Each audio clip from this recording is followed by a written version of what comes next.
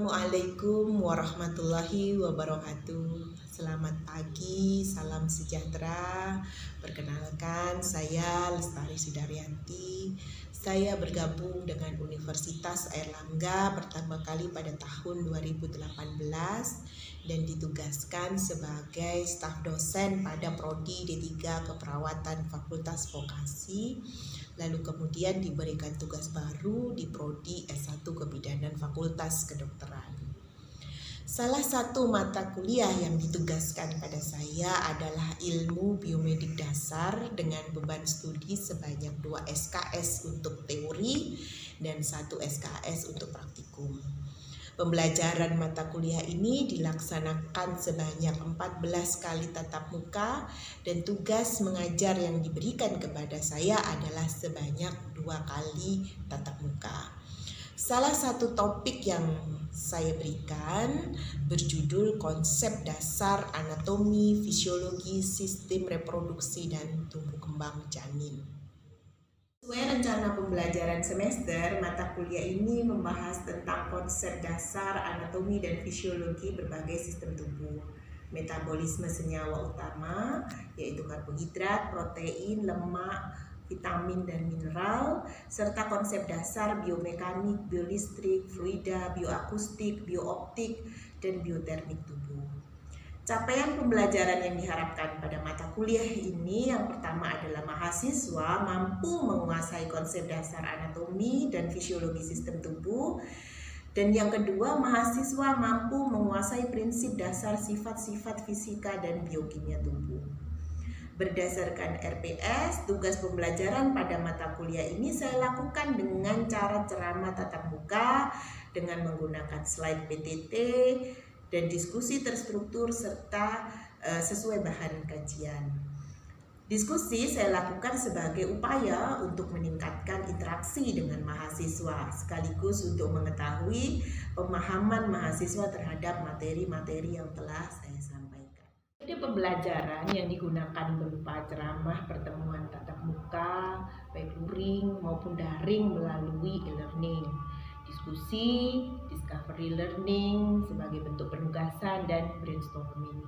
Interaksi dengan mahasiswa dilakukan dengan memberikan pertanyaan-pertanyaan saat pembelajaran berlangsung maupun dalam bentuk diskusi curah pendapat. Proses pembelajaran daring dilakukan selama masa pandemi dengan tetap mengupayakan terjadinya interaksi yang baik antara dosen dan mahasiswa.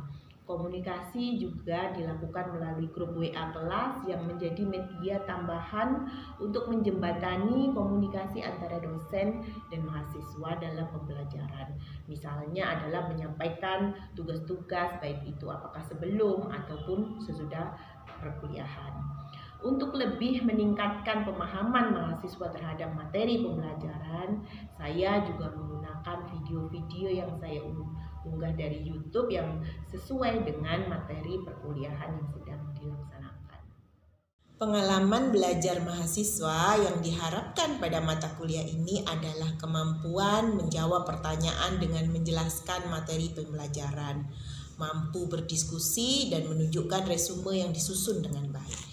Adapun atribut soft skill yang diharapkan dan dinilai adalah berupa kerapian, kesopanan, kedisiplinan mahasiswa untuk masuk tepat waktu dan mengikuti perkuliahan serta bertanggung jawab dengan tidak ngobrol sendiri atau bermain HP pada pertemuan luring. Evaluasi pembelajaran mata kuliah ini dilakukan untuk mengetahui seberapa jauh pemahaman mahasiswa terhadap materi perkuliahan dengan menjawab soal-soal yang diberikan baik pada akhir sesi kuliah maupun pada pertengahan dan akhir semester. Penilaian hasil pembelajaran dilakukan dengan pembobotan yaitu 60% untuk kuis, 20% untuk soft skill, dan 20% untuk penugasan. Paparan pembelajaran yang dapat saya sampaikan, selanjutnya saya akan sertakan video pengajaran yang saya lakukan. Ya, bismillahirrahmanirrahim. Assalamualaikum warahmatullahi wabarakatuh. Selamat siang, selamat bertemu pada kuliah pada siang hari ini. Kita akan kuliah tentang ilmu biomedik dasar. Yang kali ini kita akan bicara tentang anatomi dan fisiologi. Ada 3 pokok bahasan yang akan kita bahas. Yang pertama adalah anatomi dan fisiologi sistem reproduksi wanita, kemudian anatomi dan fisiologi sistem reproduksi pria, terus konsepsi dan embriologi dasar.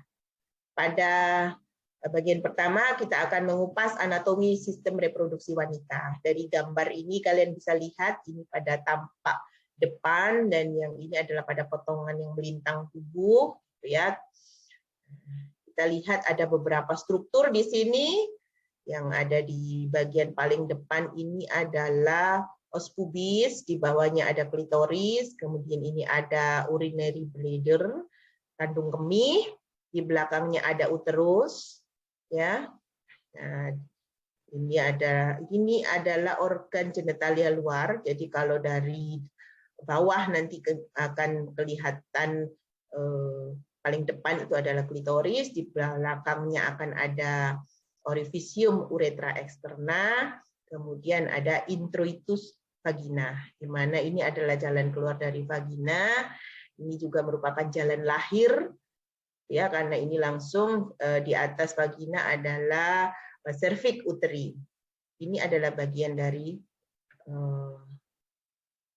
cervix uteri, ini corpus uteri, dan di bagian atas ini adalah fundus uteri. Pada bagian fundus di sebelah kiri dan kanan keluar sebuah struktur, ya, adalah fallopian tube, atau kita sebut dengan tuba fallopii, di mana tuba fallopii ini akan terhubung dengan ovarium, ya, di mana ovarium ini adalah pusat produksi sel ovum yang ada dalam tubuh seorang wanita, ya. Baik, selanjutnya kita akan bicara fisiologi reproduksi wanita, di mana itu dikendalikan oleh otak yang mengeluarkan GnRH, dan GnRH itu memicu hipofise anterior untuk mengeluarkan FSH dan LH. Ini akan menyebabkan terjadinya perubahan level hormon FSH dan LH di darah. Nah, ini adalah kondisi yang ada di darah, dan ini adalah kondisi yang ada pada ovarium. Oke, kemudian ini adalah kondisi yang ada di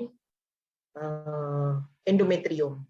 Jadi suatu kesatuan fungsi yang meliputi beberapa organ. Kita bisa lihat di sini bahwa semua dikendalikan oleh otak.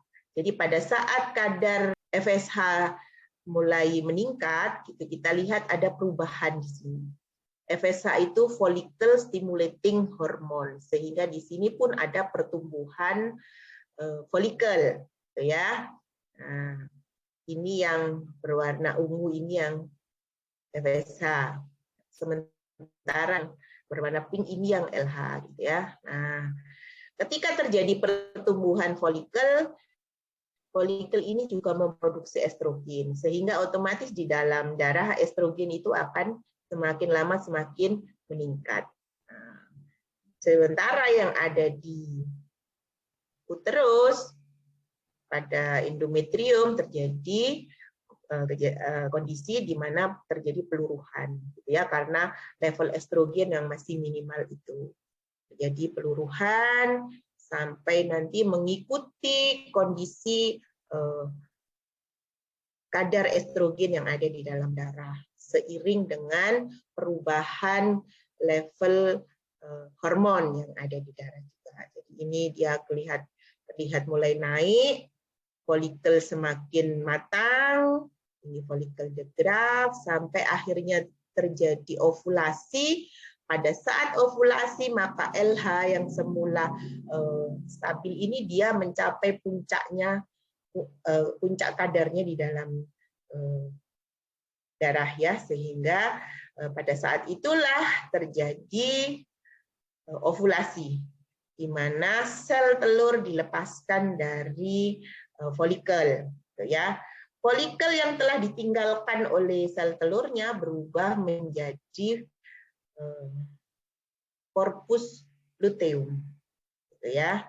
Nah, kalau tadi pada fase folikuler dia menghasilkan estrogen, pada fase korpus luteum ini dia menghasilkan progesteron, gitu ya. Nah, ini mempengaruhi kadar estrogen yang ada dalam darah. Pertambahan besarnya folikel juga menambah besarnya produksi estrogen sehingga kadarnya juga semakin meningkat.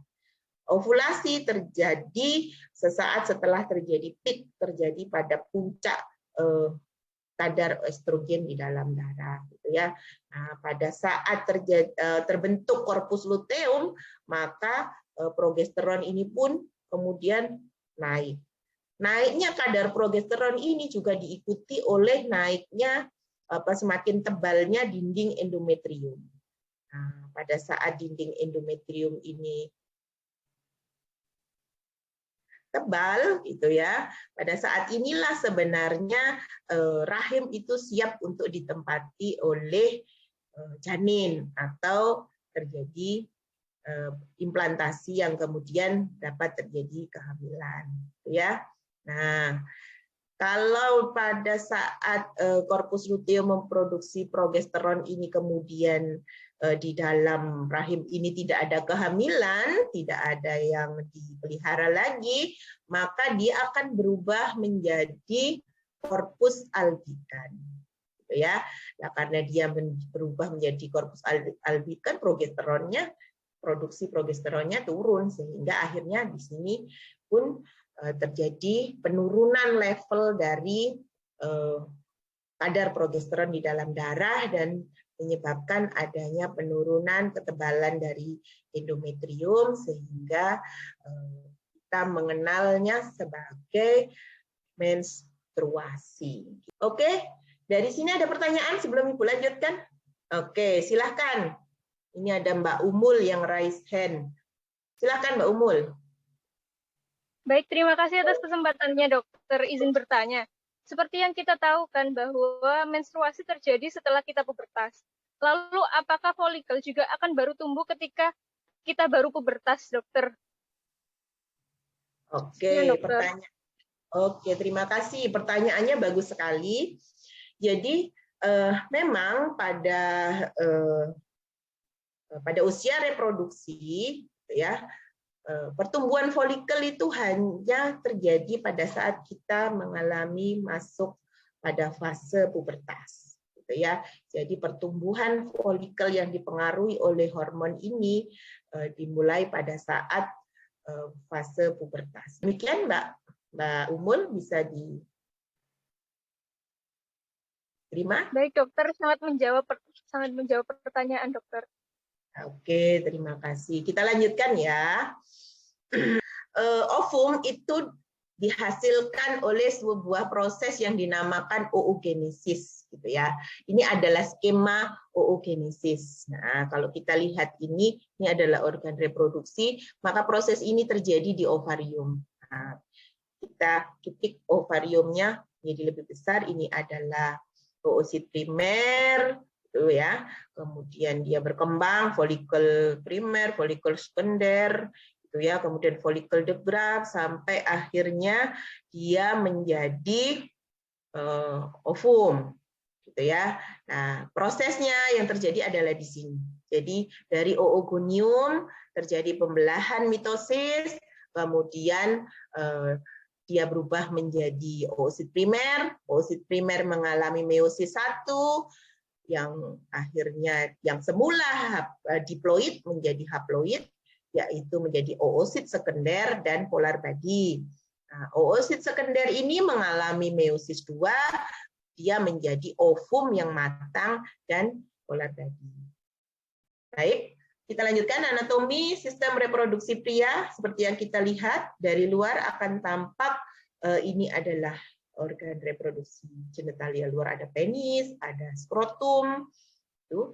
Kemudian kita bisa lihat di sini ada orifisium uretra, gitu ya, dan di dalam skrotum ini ada testis, epididymis, ya, dan dia akan masuk Dan di dalam kita lihat ada struktur, di sini ada prostat, di sebelahnya prostat ada glandula pulpo-uretral, gitu ya. Kemudian ini ada vesicula seminalis. Nah, ini adalah kandung kemih atau urine bladder yang jalan keluarnya menyatu dengan saluran ejakulasi sperma yang dikeluarkan oleh testis. Ini adalah skema spermatogenesis, ya. Tadi dari testis dan ditampilkan ini adalah potongan dari testis. Kita bisa lihat bahwa ini adalah yang paling samping, ini adalah spermatogonium. Kemudian ini ada pembelahan, masih mengalami pembelahan mitosis, ya. Ini dari diploid menjadi haploid, ya. Kemudian ada spermatosit primer, ini spermatosit primernya, ini spermatogonium, ini spermatosit primer. Nah, spermatosit primer ini mengalami pembelahan meiosis 1 menjadi 4 sperma. Nah, berikut ini adalah video, silahkan kalian saksikan dan nanti dibuat resume, ya. Mari kita lihat. Nah, ini adalah ilustrasi pada saat terjadi ejakulasi, gitu ya. Ini adalah cairan semen yang mengikuti sperma. Nah, kita lihat bahwa dalam satu kali ejakulasi itu diproduksi jutaan sperma, gitu ya. Mereka akan terus berenang masuk ke arah uterus, gitu. Jadi yang kena cairan asam dari vagina dia akan merusak seperti itu tadi. Tetapi yang lainnya akan terus maju. Nah, ini kita lihat, ini adalah pintu masuk menuju uterus, ya. Nah, sperma akan masuk, begitu bisa dia akan masuk. Sperma yang sehat itu dia berlari lurus ke depan, gitu ya, dan ekornya menjadi penggerak. Sperma-sperma ini sudah melewati seleksi alam. Yang terlihat ini adalah jalan masuk menuju tuba falopii. Ya, ini di dalam tuba falopii terdapat rambut-rambut, ya, yang dia berfungsi juga untuk mendorong sperma ini. Sebuah ilustrasi yang bagus, kan? Mereka berenang terus sampai ketemu dengan sel telur. Ini adalah yang tampak, ini adalah corona radiata, gitu ya. Di bawah corona radiata ini ada zona pellucida.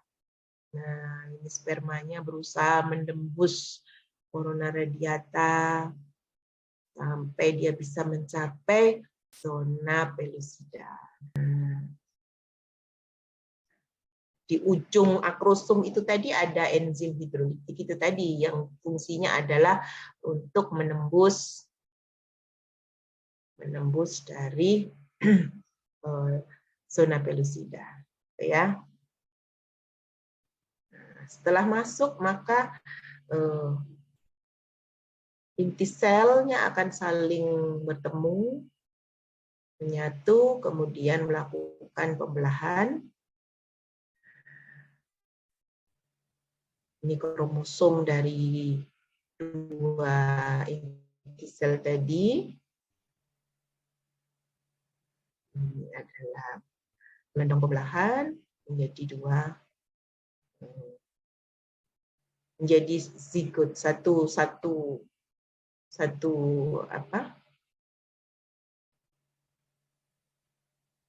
bagian sel.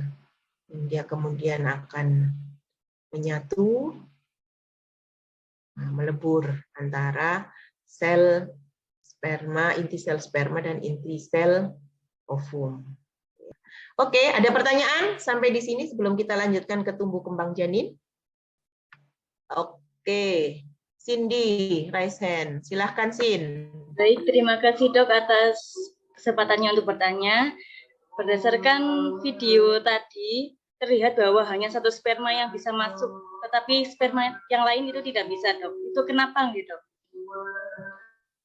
Oke, terima kasih. Jadi tadi kalian lihat bahwa hanya satu sperma saja yang diizinkan untuk masuk, gitu ya. Jadi di zona pellucida itu mempunyai kemampuan untuk hanya menyeleksi satu sperma saja yang masuk, dan sesudah itu seluruh pori yang ada di zona pellucida itu tertutup sehingga tidak memungkinkan sperma lain masuk. Dan begitu sudah tertutup, maka dikeluarkan enzim yang akhirnya bahkan sperma yang lain pun menjadi mati, gitu ya. Sehingga pada akhirnya hanya satu saja sperma yang bisa membuahi ovum. Itu ya Mbak Cindy? Dok, jadi terima memang hanya kasih. satu. Ya. Oke, kita lanjutkan. Sesudah terjadi implantasi pada fase blastokis, maka mulai terjadi diferensiasi, terjadi perkembangan fetus, ya, dari seperti ini. Nah, ini adalah mungkin lebih detail lagi dari hari pertama, hari kedua, hari ketiga, hari keempat, hari kelima, dan seterusnya.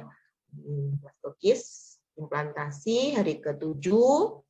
Ya, kemudian ada pembentukan bilaminar disc formation, ada mulai pembentukan mesoderm formation, ya, terus sampai akhirnya ada amniotic sac di sini. Nah, janin akan terus tumbuh, gitu ya. Ini adalah periode kritis. Jadi pada ibu hamil itu selalu dibagi menjadi 3 bagian kehamilan. Ada trimester pertama, yaitu 3 bulan pertama, 3 bulan kedua, dan 3 bulan terakhir, gitu ya. Terima kasih. Nanti kita akan ketemu pada praktikum untuk bisa lebih memperdalam lagi pemahaman kalian terkait sistem reproduksi wanita. Assalamualaikum warahmatullahi wabarakatuh. Waalaikumsalam warahmatullahi wabarakatuh. Apa kabar semuanya? Sehat? Alhamdulillah. Baik. Hari ini kita akan praktikum tentang sistem reproduksi wanita. Jadi Ibu akan review dulu tentang sistem reproduksi wanita seperti yang kemarin sudah saya berikan perkuliahannya. Selanjutnya nanti kalian coba satu persatu untuk mengulang apa yang Ibu sampaikan sehingga kalian bisa memiliki pengertian dan pemahaman yang utuh terkait sistem reproduksi wanita. Seperti kita lihat bahwa ini adalah penampang dari pelvis. Yang eksternal seperti yang kalian lihat di sini, ini adalah vulva, di mana ada labium mayor, labium minor. Di sana akan terlihat uretra eksterna dan klitoris. Ya. Ke atas itu sudah masuk dalam organ reproduksi wanita internal, di mana dia terdiri dari vagina, kemudian uterus, dan ovarium. Ya, ini berfungsi sebagai liang selama untuk mendeposisi sperma dari pasangan seksualnya. Pada saat nanti terjadi ovulasi dan kemudian ada sperma, maka di sini juga akan terjadi yang namanya fertilisasi. Nah, fertilisasi yang terjadi itu nanti pada ampula tuba fallopi dan selanjutnya dia akan kembali untuk bersemayam di uterus. Baik. Dari sini ada pertanyaan? Oke. Oke, pertanyaannya baik. Ada yang tahu nggak di mana tempatnya? Di serviks. Oke. Jadi di sini ada namanya leher rahim atau kita sebut sebagai cervix uteri, gitu ya. Jadi di sini ada perubahan mukosa di daerah cervix uteri ini, di mana perubahan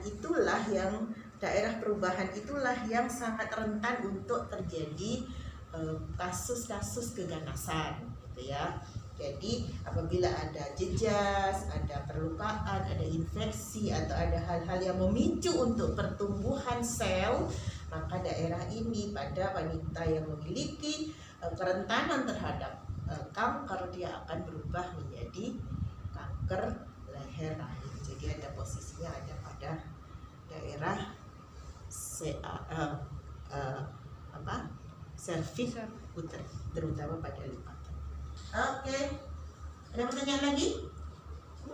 Oke, baik. Kalau gitu sekarang giliran kalian untuk mencoba menguraikan supaya lebih bisa memahami organ reproduksi wanita ini. Siapa yang mau mulai duluan? Oke. Siapa namanya, Mbak? Nama saya Adi Damanandi. Panggilannya?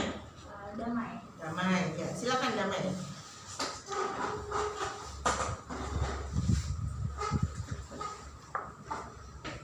Baik teman-teman, di sini saya akan menjelaskan alat reproduksi wanita eksternal yang terdapat vulva yang terdiri dari labia mayor, kemudian labia minor, kemudian ini itu namanya clitoris, kemudian ini urifisium uretra eksterna. Gitu dokter. Oke, baik, terima kasih. Ada lagi yang mau melanjutkan? Oke, silahkan. Siapa Mbak? Nama saya Firda. Oke, Mbak Firda, silahkan. Baik teman-teman, saya akan menjelaskan tentang yang sebelah sini sampai dengan yang sebelah sini. Nah, jadi ini namanya itu vagina yang berongga-rongga ataupun berjonjot. Nah, kemudian di sini ada uterus, yang sebelah sini ada fundus, terus sebelah sini ada korpus, dan juga yang sebelah sini ada serviks. Kemudian yang menyalurkan ini ke ovarium namanya ada tuba fallopi, kemudian di ujungnya ada fembrie, dan yang sebelah sini ada ovarium yang bisa menghasilkan ovum. Jadi seperti itu. Oke, baik. Masih ada lagi? Oke, silahkan. Siapa? Amri. Silahkan Pak Amri. Oke teman-teman, di sini saya akan menjelaskan mengenai yang ini, ovarium. Jadi di dalam ovarium itu terdapat banyak sekali folikel yang ini. Nah, folikel itu akan berkembang mulai dari folikel primer, folikel sekunder, dan folikel degraf. Nah, folikel degraf ini nantinya akan terjadi ovulasi atau pelepasan sel telur dari ovarium yang nantinya akan bertransformasi menjadi corpus luteum. Corpus luteum ini adalah organ yang menghasilkan hormon progesteron yang akan menebalkan dinding rahim sini. Nah, jika terjadi fertilisasi, maka ketebalan dinding rahim ini berfungsi untuk menjaga perkembangan janin. Namun ketika tidak terjadi fertilisasi, maka nanti corpus luteum ini akan berubah menjadi corpus albicans yang menyebabkan hormon progesteron itu menurun, sehingga kalau menurun berarti nanti penebalan dinding di sini itu akan meluruh sehingga nantinya akan terjadi menstruasi. Begitu, Dok. Oke, terima kasih Mbak Amri. Oke, jadi sudah cukup jelas ya tentang struktur organ reproduksi wanita maupun fungsi-fungsinya. Oke, kalau tidak ada pertanyaan, maka praktikum hari ini bisa kita selesaikan. Terima kasih sudah berusaha untuk belajar tentang organ reproduksi, dan semoga itu akan memberikan manfaat untuk kita semua. Assalamualaikum warahmatullahi wabarakatuh. Terima kasih kami sampaikan kepada asesor atas kesempatan yang diberikan kepada saya untuk menampilkan tugas pembelajaran yang saya lakukan pada mahasiswa. Kurang dan lebihnya mohon maaf. Wabillahi taufiq wal hidayah. Wassalamualaikum warahmatullahi wabarakatuh.